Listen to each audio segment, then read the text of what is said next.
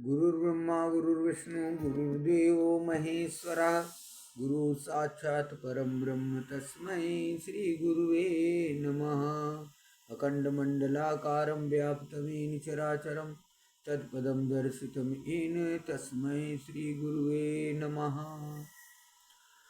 या कुन्देन्दुतुषारहारधवला या शुभ्रवस्त्राविता या वीणावरदण्डमण्डितकरा या श्वेतपद्मासना या ब्रह्माच्युतशङ्करा प्रभृतिर्विर्देवे सदा वन्दिता सा मां पाहि सरस्वती भगवती निःशेषजाड्यापः।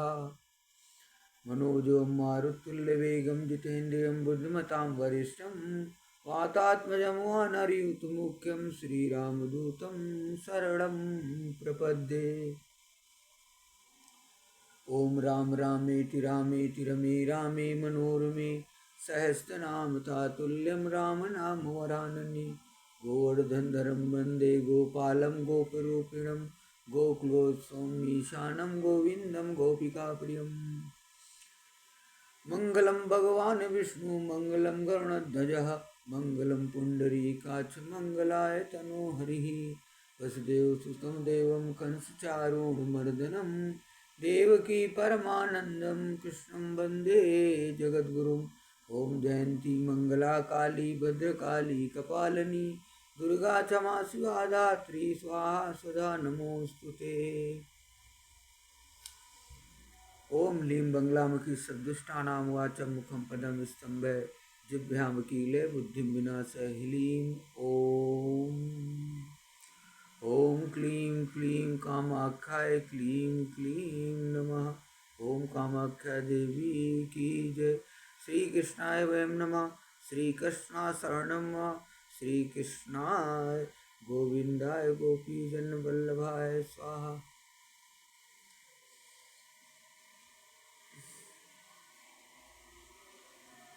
आइए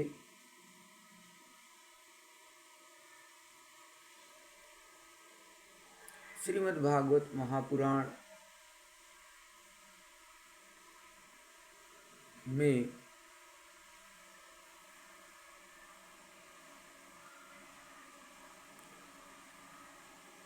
दिव्य कथाओं का जो अमृत रूपी संयोजन किया गया है,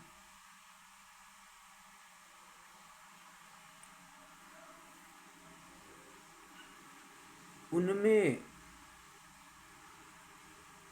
कुछ कथाएं ऐसी हैं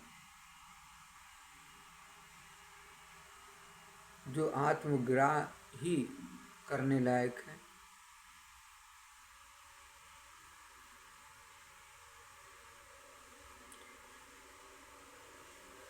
जिनको सुनने मात्र से ही जीव के अंदर वांगमय रूप से पूर्ण ब्रह्म भगवान श्री कृष्ण का प्रादुर्भाव होने लगता है।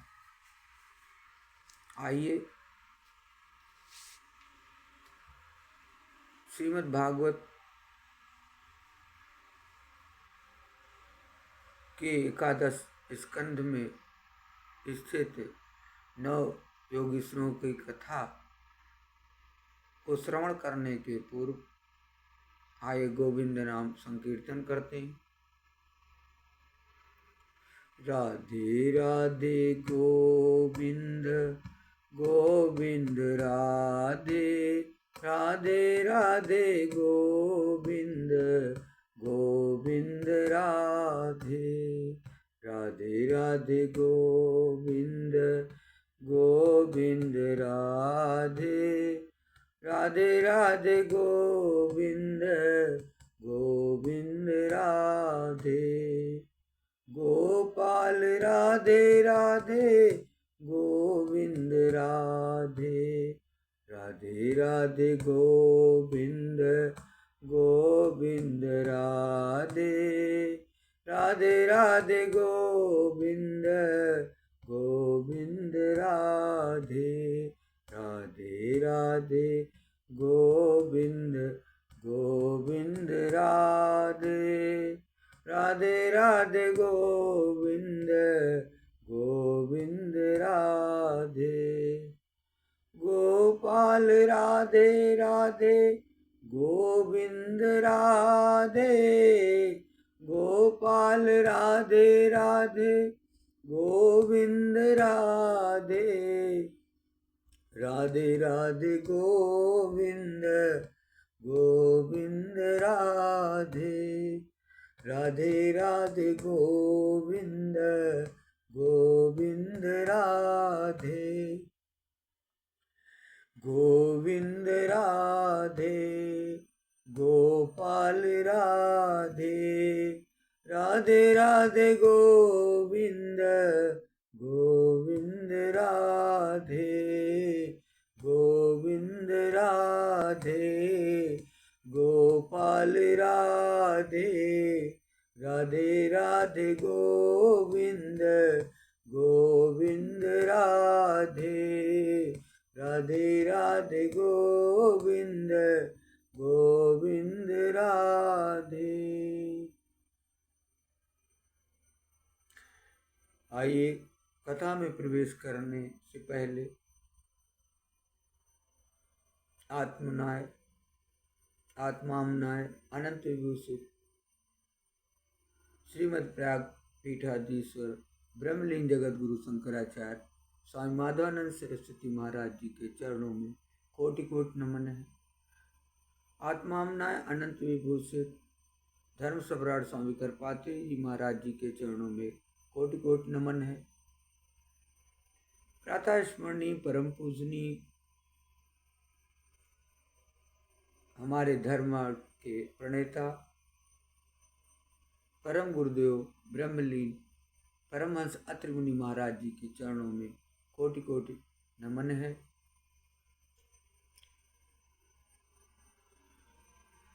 सनातन धर्म को अक्षुण्णता प्रदान करने वाले, सनातन धर्म की पताका को विश्व में पुनर्स्थापित करने वाले भगवान आदि शंकराचार्य जी के चरणों में कोटि कोटि नमन है। आइए श्रीमद् भागवत महापुराण के एकादश स्कंद के द्वितीय अध्याय में बड़ी ही दिव्य कथा नवयोगीश्वरों की है, जिसमें प्रसंग है वसुदेव जी के पास श्री नारद जी का आना और उन्हें राजा जनक तथा नव योगीश्वरों का संवाद सुनाना। सुखदेव जी कहते हैं, कुरुनंदन, देवर्ष नारद के मन में भगवान श्री कृष्ण की सन्निधि में रहने की बड़ी लालसा थी। इसलिए वे श्री कृष्ण के निज बाहुओं से सुरक्षित द्वारिका में, जहाँ दक्ष आदि के शाप का कोई भय नहीं था, विदा कर देने पर भी पुनः पुनः आकर प्रायः रहा ही करते थे। राजन, ऐसा कौन प्राणी है जिसे इंद्रियां तो प्राप्त हों और वह भगवान के ब्रह्मा आदि बड़े बड़े देवताओं के भी उपास्य चरण कमलों की दिव्य गंध, मधुर मकरंद रस, अलौकिक रूप माधुरी, सुकुमार स्पर्श और मंगलमय ध्वनि का सेवन करना ना चाहिए, क्योंकि यह बेचारा प्राणी सब ओर से मृत्यु से ही घिरा हुआ है। एक दिन की बात है, देवर्षि नारद वसुदेव जी के यहाँ पधारे और वसुदेव जी ने उनका अभिवादन किया तथा आराम से बैठ जाने पर विधि पूर्वक उनकी पूजा की और इसके बाद पुनः प्रणाम करके उनसे यह बात कही। बड़ी सुंदर बात यहाँ की, बेचारा प्राणी सब ओर से मृत्यु से घिरा हुआ है। हर चाहे जिस योनि का जीव हो, हर जीव को मृत्यु रूपी भय तब तक व्याप्त रहता है जीव पर जब तक उसकी मृत्यु नहीं हो जाती है।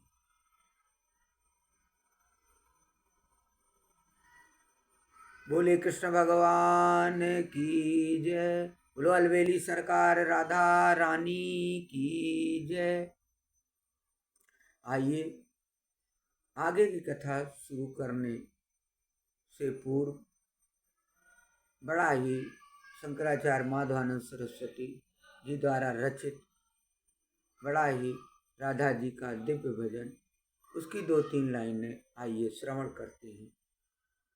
नदिया अपार राधे पार मोहि करियो, नदिया अपार राधे पार मोहि करियो। मैं इस पार राधे तुम्हें उस पार राधे, फंसी मझधार राधे पार मोहि करियो। नदिया अपार राधे पार मोहि करियो, नदिया अपार राधे पार मोहि करियो। मैं इस पार राधे तुम्हें उस पार राधे, फंसी मझधार राधे पार मोहि करियो। फंसी मझधार राधे पार मोहि करियो, नदिया अपार राधे पार मोहि करियो। वृंदावन चंदा भजो राधे गोविंदा भजो, गोपी कृष्ण वल्लभ श्याम, जय जमुना जय राधे श्याम, जय जमुना जय राधे श्याम। नदिया अपार राधे पार मोहि करियो, मैं इस पार राधे तुम उस पार राधे। नदिया अपार राधे पार मोहि करियो, नदिया अपार राधे पार मोहि करियो। सुखदेव जी कह रहे हैं कि एक दिन की बात है, देवर्षि नारद वसुदेव जी के यहाँ पधारे और वसुदेव जी ने उनका अभिवादन किया तथा आराम से बैठ जाने पर विधि पूर्वक उनकी पूजा की और इसके बाद पुनः प्रणाम करके उनसे यह बात कही। वसुदेव जी ने कहा, संसार में माता पिता का आगमन, पुत्रों के लिए और भगवान की ओर अग्रसर होने वाले साधु संतों का पदार्पण प्रपंच में उलझे हुए दीन दुखियों के लिए बड़ा ही सुखकर और बड़ा ही मंगलमय होता है। परंतु भगवान, आप तो स्वयं भगवन्मय भगवत स्वरूप हैं। आपका चलना फिरना तो समस्त प्राणियों के कल्याण के लिए ही होता है। भगवान भवतो यात्रा सस्ते सर्वदेहिनाम, कृपणानाम तथा पित्रोरुत्तम अश्लोक वर्तमानाम। देवताओं के चरित्र भी कभी प्राणियों के लिए दुख हेतु तो कभी सुख हेतु बन जाते हैं, परंतु जो आप जैसे भगवत प्रेमी पुरुष हैं, जिनका हृदय प्राण जीवन सब कुछ भगवानमय हो गया है, उनकी तो प्रत्येक चेष्टा समस्त प्राणियों के कल्याण के लिए ही होती है। क्योंकि आप लोगों को पता है, वसुदेव जी की बात में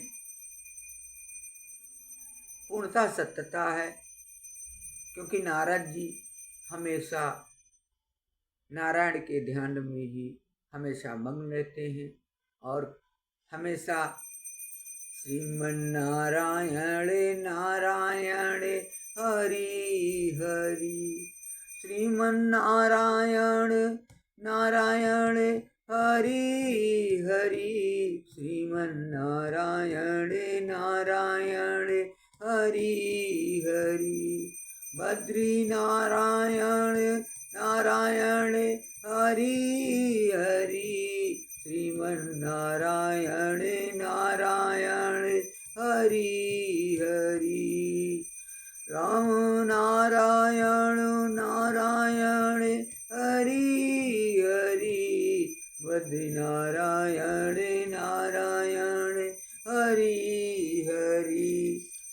श्रीमन्नारायण नारायण हरि हरि, श्रीमन्नारायण नारायण हरि हरि।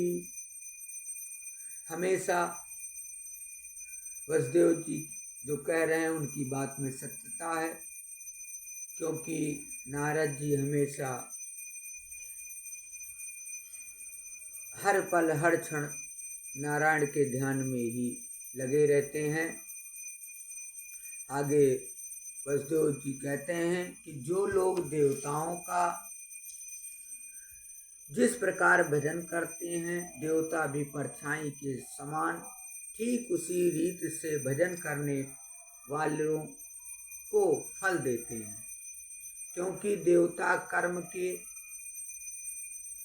मंत्रों के अधीन हैं, परंतु सत्पुरुष दीनवत्सल होते हैं, अर्थात जो सांसारिक संपत्ति एवं साधन से भी हीन है उन्हें अपनाते हैं। ब्राह्मण तथापि आपसे उन धर्मों के साधनों के संबंध में प्रश्न कर रहे हैं जिनको मनुष्य श्रद्धा से सुन भर ले तो इस सब ओर से भयदायक संसार से मुक्त हो जाए। पहले जन्म में मैंने मुक्ति देने वाले भगवान की आराधना तो की थी, परंतु इसलिए नहीं कि मुझे मुक्ति मिले। मेरी आराधना का उद्देश्य था कि वे मुझे पुत्र रूप में प्राप्त हो। उस समय मैं भगवान की लीला से मुग्ध हो रहा था। सुब्रत, अब आप मुझे ऐसा उपदेश दीजिए जिससे मैं इस जन्म मृत्यु रूप भयावह संसार से, जिसमें दुख भी सुख का विचित्र और मोह का रूप धारण करके सामने आते हैं, अनायास ही पार हो जाऊं। कितनी सुंदर बात वसुदेव जी ने नारद जी से कही कि जन्म मृत्यु रूप भयावह संसार से, जिसमें दुख भी सुख का विचित्र और मोह का रूप धारण करके सामने आते हैं, अनायास ही पार हो जाऊं।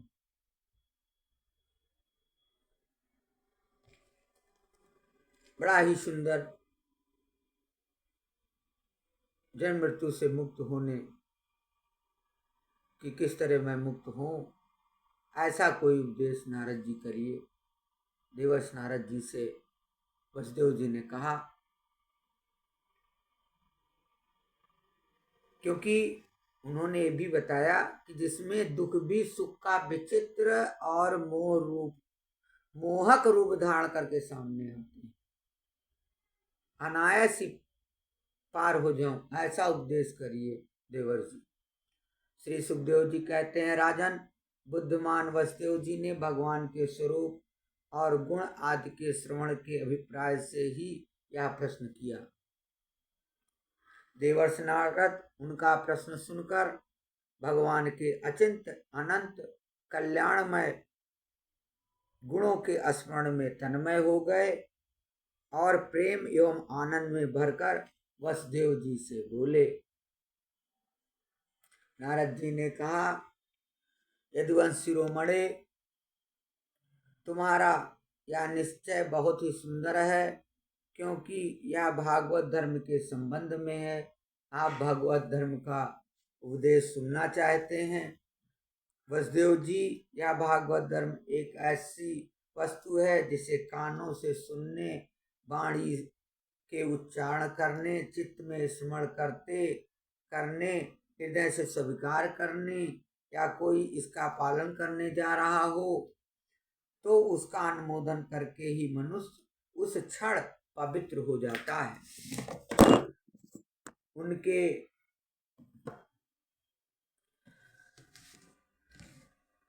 गुण, लीला, नाम आदि का श्रवण तथा कीर्तन पतितों को भी पावन करने वाला, भगवान के गुण की लीला, नाम आदि का श्रवण कीर्तन पतितों को भी पालन करने वाला है।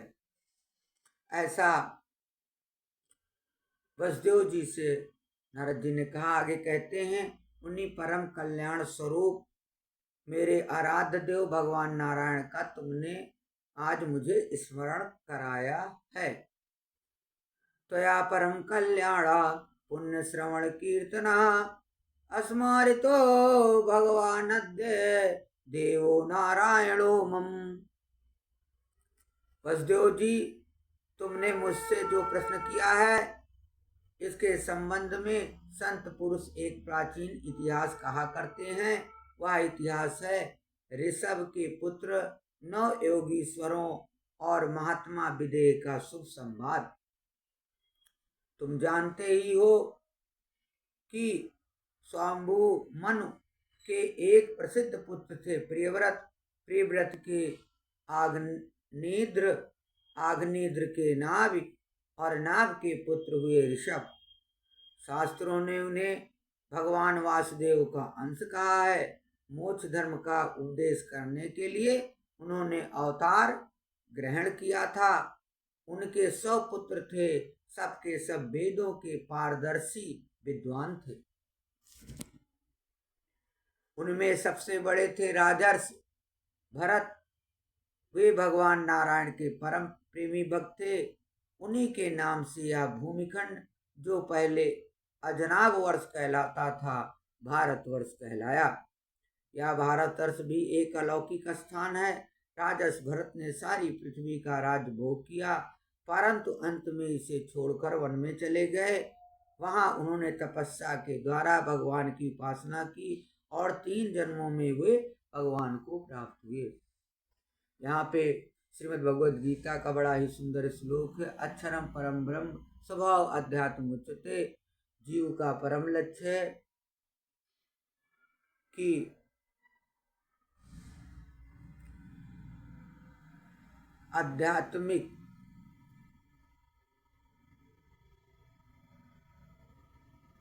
जिज्ञासा अपने अंदर जीव मन में उत्पन्न करते हुए किस तरह भगवान को प्राप्त करे, वही जीव का परम लक्ष्य होना चाहिए। क्योंकि भरत जैसे इतने बड़े राजा होते हुए भी उन्होंने अपनी राजगद्दी को छोड़ करके वन को प्रस्थान किया और आवागमन के मार्ग से मुक्त होने के लिए प्रभु आराधना के लिए वन को चले गए। भगवान ऋषभ देव के शेष 99 पुत्रों में 9 पुत्र तो इस भारतवर्ष के सब और स्थित 9 द्वीपों के अधिपति हुए और 81 पुत्र कर्मकांड के रचयिता ब्राह्मण हो गए। शेष 9 सन्यासी हो गए। वे बड़े ही भाग्यवान थे। उन्होंने आत्मविद्या के संपादन में बड़ा परिश्रम किया था और वास्तव में उसमें बड़े निपुण थे। वे प्रायः दिगंबर ही रहते थे और अधिकारियों को परमार्थ वस्तु का उपदेश किया करते थे। उनके नाम थे कवि। पहले योगेश्वर का नाम कवि था, दूसरे योगेश्वर का नाम हरि था, तीसरे योगेश्वर का नाम अंतरिक्ष था, चौथे योगेश्वर का नाम प्रबुद्ध था, 5वें योगेश्वर का नाम पिप्पलायन था और 6वें योगेश्वर का नाम आविर्होत्र था, 7वें योगेश्वर का नाम द्रुमिल था और 8वें योगेश्वर का नाम चमस था और 9वें योगेश्वर का नाम करभाजन था। वे इस कार्य कारण और व्यक्त अव्यक्त भगवत स्वरूप जगत को अपने आत्मा से अभिन्न अनुभव करते हुए पृथ्वी पर स्वच्छंद विचरण करते थे। आत्मा से अभिन्न अनुभव करते हुए पूरी धरा का, पूरे जगत को और संसार में विचरण करते हुए भी वो परमपिता परमेश्वर से आत्मिक रूप से हर पल जुड़े रहते थे। ऐसे वो योगेश्वर थे। बोलो पूर्ण ब्रह्म भगवान श्री कृष्ण की जय।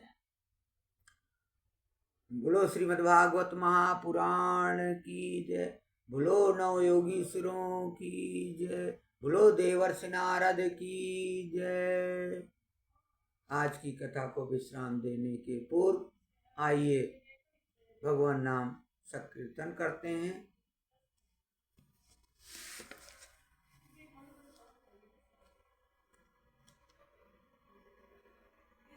राधे तेरे चरणों में जमुना जी रहते हैं। राधे तेरे चरणों में जमुना जी रहते हैं। जमुना जी के चरण कमल चितलाऊं। राधे तेरे चरणों में लक्ष्मी जी रहते हैं। लक्ष्मी जी के चरण कमल चितलाऊं। राधे तेरे चरणों में, राधे तेरे चरणों में शिव जी रहते हैं। शिव जी के चरण कमल चितलाऊं। राधे तेरे चरणों में कृष्ण जी रहते हैं। कृष्ण जी के चरण कमल चितलाऊं। राधे तेरे चरणों में माधव जी रहते हैं। माधव जी के चरण कमल चितलाऊं। राधे तेरे चरणों में कृष्ण जी रहते हैं। कृष्ण जी के चरण कमल